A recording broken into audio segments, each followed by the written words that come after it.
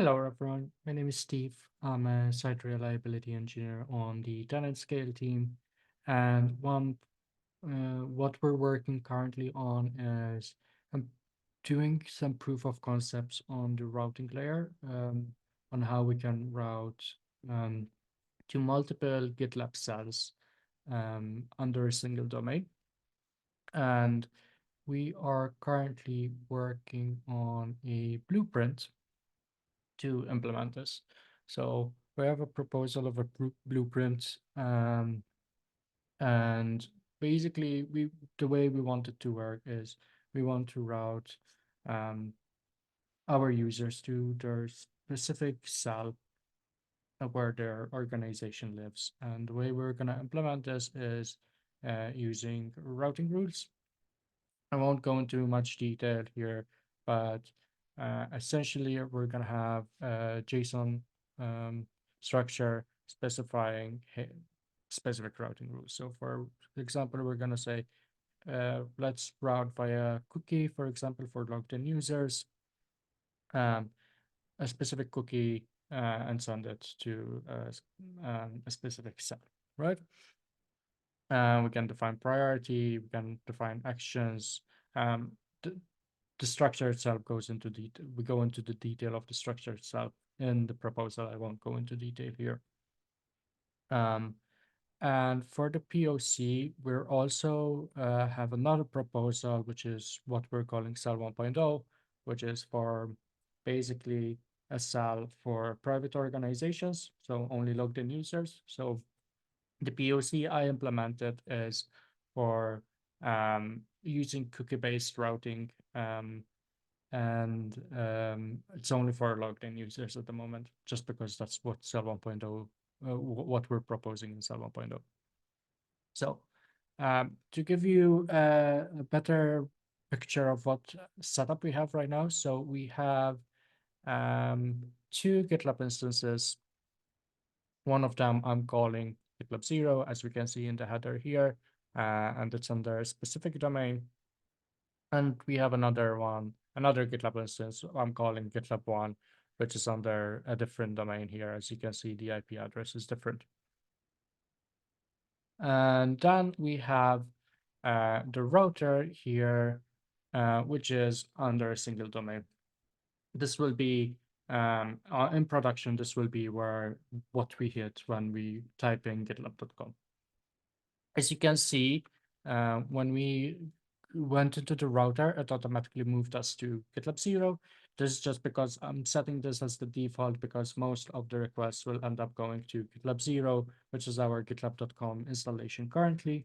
And in the future, we'll have GitLab 1 and so on and so forth. So if we log in here for GitLab 0, we go in here and the login works, and we're redirected to the projects page for GitLab 0 here. And we can like click around a little bit here.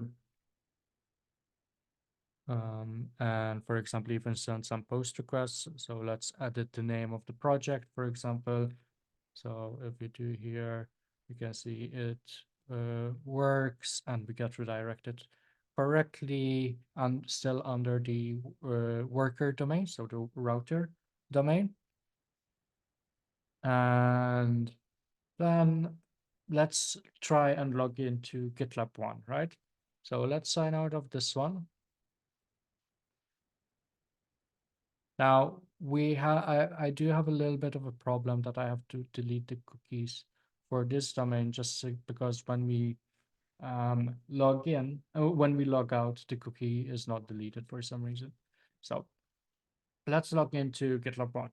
I have a special URL just for this router, just for this POC. It's POC GitLab 1. And this will redirect me to the login page for GitLab 1, as we can see here. And if we log into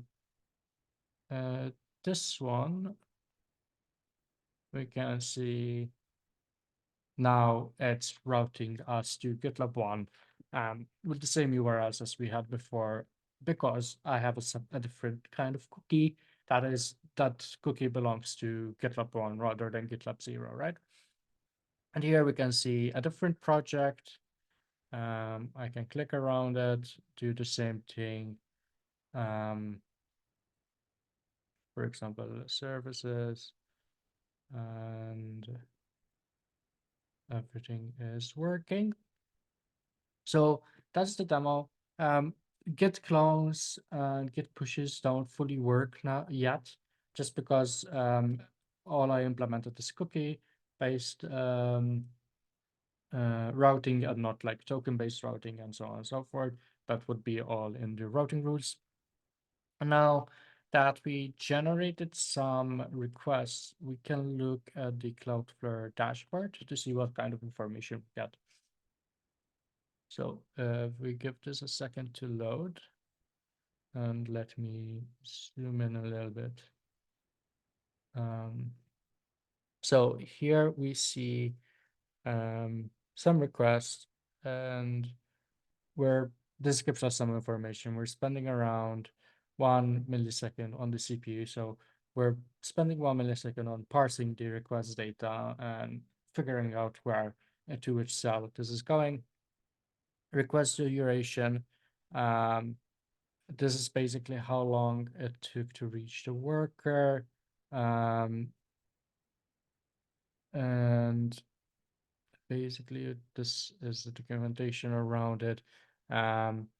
There's smart placement that enabled. So basically smart placement is saying it moves the worker closer to the backend, which is in our case, the backend is the GitLab instances, but I'm not sending enough requests to make it realize that it should live in a specific region. So that's something that we can tune in production, but we can get the logs here as well.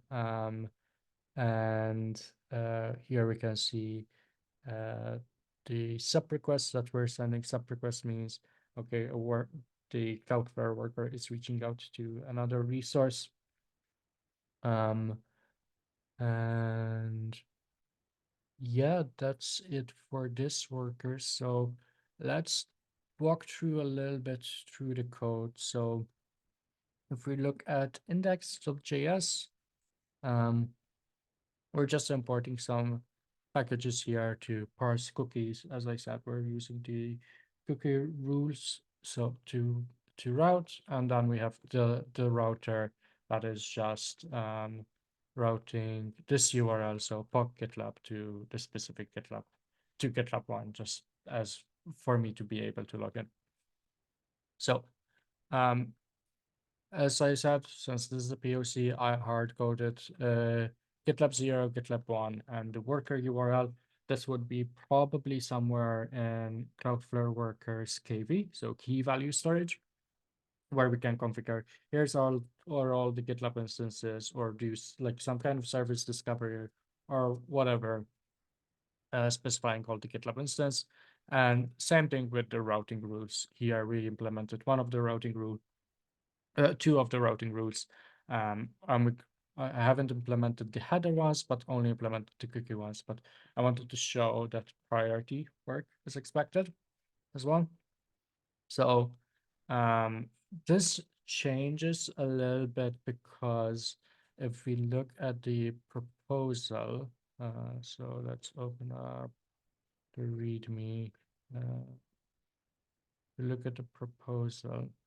The cookies, we specify a prefix and or a max regex, for example, here, but you don't really specify a target where we actually should route this or to which cell. So I'm just kind of modifying this a little bit, the structure, to specify the key and the target. So I want this key, when this key is present in the cookie, I want you to uh, send this request to GitLab 1 rather than GitLab 0. So we're passing the request URL. We're doing the API route handler for the login. That's not important here.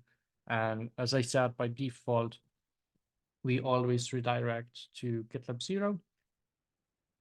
And then we start looking at the routing rules. So first we sort by priority. So the higher the priority, the higher the priority would be the first one we choose.